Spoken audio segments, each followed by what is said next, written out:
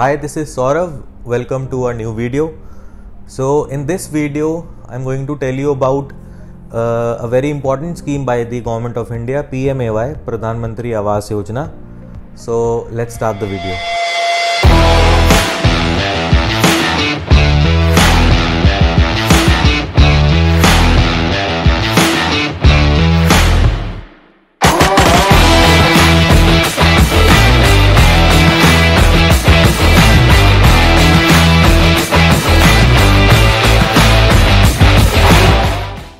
सो PMAY प्रधानमंत्री Awas Yojana basically home loan को affordable बनाने के लिए ये स्कीम है। और सबसे इम्पॉर्टेंट चीज़ ये कि यूजुअली लोगों को लगता है कि जो भी गवर्नमेंट की स्कीम्स आती हैं उनको अप्लाई करना और उनका बेनिफिट लेना बहुत डिफ़िकल्ट होता है, बट ऐसा कुछ नहीं है। PMAY का बेनिफिट लेना बहुत ईजी है और ये सिर्फ दो चीज़ों पे डिपेंडेंट है। एक, आप किस इनकम ग्रुप में आते हैं, और दूसरा, आप किस साइज़ का अपार्टमेंट या घर ले रहे हैं। और जो बहुत लोगों को मिथ है या बहुत लोगों को गलतफहमी है कि ये इस चीज़ पे डिपेंडेंट नहीं होता है कि आप कितने अमाउंट का घर ले रहे हैं या आप कितने अमाउंट का लोन ले रहे हैं। तो PMAY depends on only two things. One, that is कि आप किस इनकम ग्रुप में हैं, प्लस आप किस साइज़ का अपार्टमेंट ले रहे हैं। सो प्रधानमंत्री आवास योजना, आप जब कोई अपना घर खरीदते हैं उस पर आप होम लोन लेते हैं। उस होम लोन के लिए के ऊपर आपको गवर्नमेंट ऑफ इंडिया सब्सिडी देती है। उसके क्या बेनिफिट हैं, क्या कितना सब्सिडी का अमाउंट है, उसको बताने से पहले आप ये अंडरस्टैंड कर लीजिए कि कौन लोग एलिजिबल हैं उसको अप्लाई करने के लिए। तो सबसे पहला क्राइटेरिया तो ये है कि जो भी अप्लाई इसको कर रहे हैं PMAY को, उनका ये पहला घर होना चाहिए उस फैमिली में, यानी कि हस्बैंड वाइफ और अगर बच्चे हैं तो उनका पहले कोई पक्का घर नहीं होना चाहिए, पहले कोई होम लोन नहीं होना चाहिए इन द पास्ट, पहले होम लोन के ऊपर कोई सब्सिडी नहीं होनी चाहिए, कोई जॉइंट ओनरशिप में भी नहीं होना चाहिए। और अगर आपके पेरेंट्स भी साथ रहते हैं तो आपके पेरेंट्स बेसिकली अलग एंटिटी हैं, आपकी फैमिली एक अलग एंटिटी है। और अगर आपके बच्चे 18 साल से बड़े हो चुके हैं तो वो एक अलग एंटिटी काउंट होंगे, तो आप उनको भी अलग अलग से ये बेनिफिट पास ऑन करवा सकते हैं। मतलब वो क्लब नहीं होगा, बेसिकली अलग से वो PMAY के लिए एप्लीकेबल हैं। और सबसे इम्पॉर्टेंट चीज़ कि ये आप किसी भी बैंक के थ्रू आप होम लोन लेते हैं और सबके लिए एप्लीकेबल है PMAY। ऐसा नहीं है कि सिर्फ गवर्नमेंट बैंक से आपको लोन लेना पड़ेगा अगर आपको PMAY चाहिए। दूसरा, कि दो चीज़ों के लिए लेके कन्फ्यूजन रहता है लोगों को कि क्या PMAY रीसेल में आप कोई प्रॉपर्टी खरीदते हैं उस पर एप्लीकेबल है या नहीं। रीसेल का मतलब कि आप किसी ने कोई अपार्टमेंट खरीदा हुआ है, आप उनसे वो अपार्टमेंट खरीद रहे हैं, उस पर वो PMAY एप्लीकेबल है कि नहीं, या आपको सिर्फ डेवलपर से फ्रेश में ही प्रॉपर्टी खरीदनी पड़ेगी। और सेकंड, कि अगर आपका ऑलरेडी कोई होम लोन चल रहा है और PMAY उस पर एप्लीकेबल होगा या नहीं। तो होम लोन अगर आपका मई 2016 के बाद से शुरू हुआ है तो PMAY आपका उस पर भी एप्लीकेबल होगा, अनटिल एंड अनलेस कि आप सारे एलिजिबिलिटी क्राइटेरिया को फुलफिल करते हैं। और सेकंड, अगर आप रीसेल में भी कोई अपार्टमेंट या कोई घर लेते हैं तो उस पर भी PMAY एप्लीकेबल होता है। अब हम इसके पर्टिकुलर्स को अंडरस्टैंड कर लेते हैं कि कितना आपको सब्सिडी मिलेगा किस इनकम ग्रुप के लिए। तो बेसिकली 4 इनकम ग्रुप्स में डिवाइड किया हुआ है।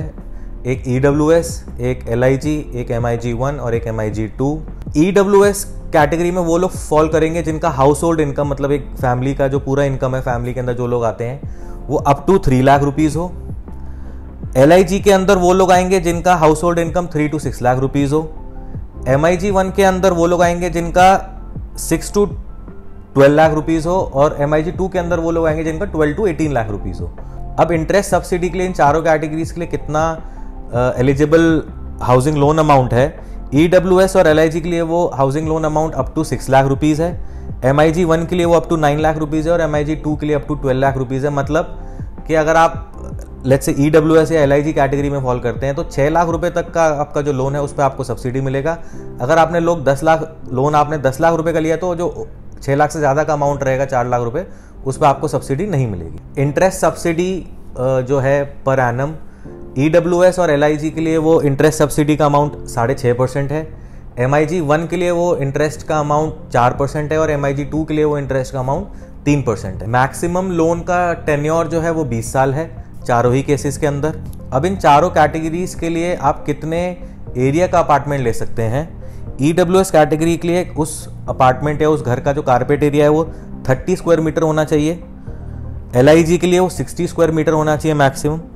MIG 1 के लिए 160 स्क्वायर मीटर और MIG 2 के लिए 200 स्क्वायर मीटर। तो 200 स्क्वायर मीटर का कारपेट एरिया इसके अंदर मेजरली इसमें सारे लोग इंक्लूड हो जाते हैं। अब सबसे इम्पॉर्टेंट चीज़ कि ये स्कीम वैलिड है EWS और LIG कैटेगरी के लिए 31 मार्च 2022 तक, और MIG 1 और MIG 2 के लिए स्कीम वैलिड है इसी साल, इनफैक्ट इसी महीने 31 मार्च 2021 तक ही। और मैक्सिमम जो इंटरेस्ट सब्सिडी अमाउंट है EWS और LIG कैटेगरी के लिए वो 2,68,000 रुपये 2,67,000 के आसपास है, और MIG 1 और MIG 2 के लिए वो 2,30,000 से लेकर 2,35,000 रुपये के बीच में है।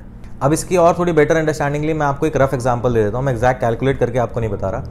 लेट्स से आपने 25 लाख रुपए का कोई घर खरीदा और आपने 9 लाख रुपए का लोन लिया। आप जिस भी इनकम ग्रुप में और जिस साइज़ का अपार्टमेंट ले रहे हैं उसके अकॉर्डिंगली आप जिस भी कैटेगरी में EWS LIG MIG जिस भी कैटेगरी में आप आए।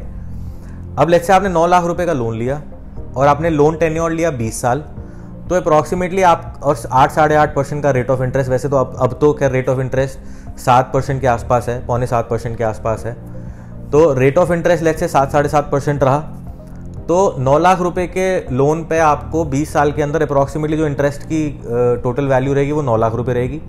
उस 9 लाख रुपए के ऊपर आपको 2,68,000 रुपये या जिस भी कैटेगरी में आएंगे 2,30,000 2,35,000 रुपये की आपको सब्सिडी मिलेगी, सो दैट कि जो आपकी EMI 9 लाख रुपए के ऊपर शायद 7% के हिसाब से 65-7,000 रुपये पर मंथ आएगी विदाउट सब्सिडी, और सब्सिडी होने के बाद वो अमाउंट आपका अप्रॉक्सीमेटली 5-5,500 रुपये शायद 2,500 रुपये आपके लेस हो जाएंगे। ये मोटा मोटा एक रफ कैलकुलेशन था। तो आई होप कि आपको PMAY के बारे में थोड़ा बेसिक डिटेल मिल गया होगा, और आपको इसके बारे में अगर और डिटेल थोड़ा और डिटेल्ड में नॉलेज चाहिए होगा तो you can contact us on the number below.